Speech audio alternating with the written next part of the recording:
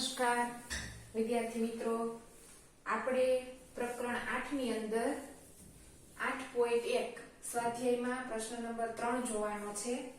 તો પ્રશ્ન નંબર 3 ચાલો જોઈએ. પ્રશ્ન નંબર 3 ની અંદર શું છે તો કે નીચેના માટે સમય સંખ્યાઓ લખો. નીચેના માટે સમય સંખ્યા લખવાની છે.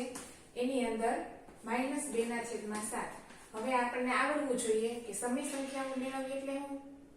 તો કે સમય સંખ્યાઓ મેળવવા માટે ઉપર અને નીચે એટલે કે અંશમાં અને છેદમાં સરખી સંખ્યાઓ સાથે ગુણાકાર થવો જોઈએ. તો આપણે સરખી સંખ્યા સાથે ગુણાકાર કરીએ. તો સૌપ્રથમ 2 સાથે, પછી 3 સાથે, પછી 4 સાથે. આપણે જેટલી સમય સંખ્યા મેળવવી હોય એટલી વખત આપણે સંખ્યાઓ લેવાની છે. આપણે અહીંયા 4 સમય સંખ્યાઓ લીધી છે અને 4 વખત આપણે ગુણાકાર કરીશું. અંશનો અંશમાં ગુણાકાર કરવાનો. -2 × 2 એટલે કે -4. 7 દુ 14. -2 અને 3 -6. 7 તેરી 21. 4 દુ 8. 7 ચોકુ 28. -5 દુ 10. 7 પંચા 35. તો આ 4 છે એ આપણી સમય સંખ્યાઓ છે. તો આપણે લખવાનું. તેથી -4/14, -6/21, -8/28, -10/35. આ 4 આપણી સમય સંખ્યાઓ છે. એવી રીતે નંબર 2.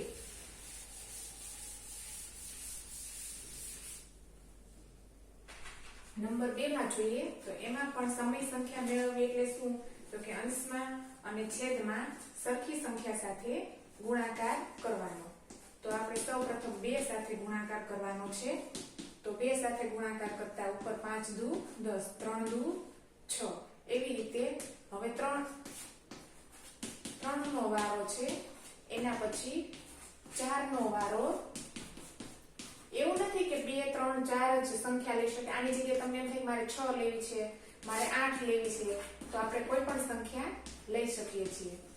1, 2, 3, 4. મારે 4 સમય સંખ્યા મેળવવી છે એટલે હું 4 વખત ગુણાકાર કરીશ. 20/4 તેરી 12. 25 25/5 તેરી 15. બરોબર? તો જે આ છે એ આપણો જવાબ છે. સમય સંખ્યાઓ છે. આ 4 આપણી સમય સંખ્યાઓ છે. એના પછી નંબર 3. વિદ્યાર્થી મિત્રો, આ નવા પાઠ્યપુસ્તક પ્રમાણેનો અભ્યાસક્રમ છે. આ સિવાય આપણે હજી 5મું, 6ઠું અને 7મું ત્રણેયના આપણે વિડિયા કરવાના છે.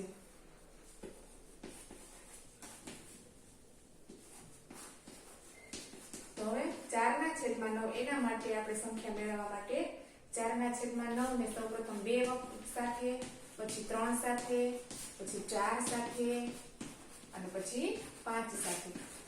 આ સિવાય પણ તમને મનપસંદ સંખ્યા સાથે તમે ગુણાકાર કરો, પણ અંશમાં જે સંખ્યા સાથે ગુણો તે જ સંખ્યા છેદમાં હોવી જોઈએ.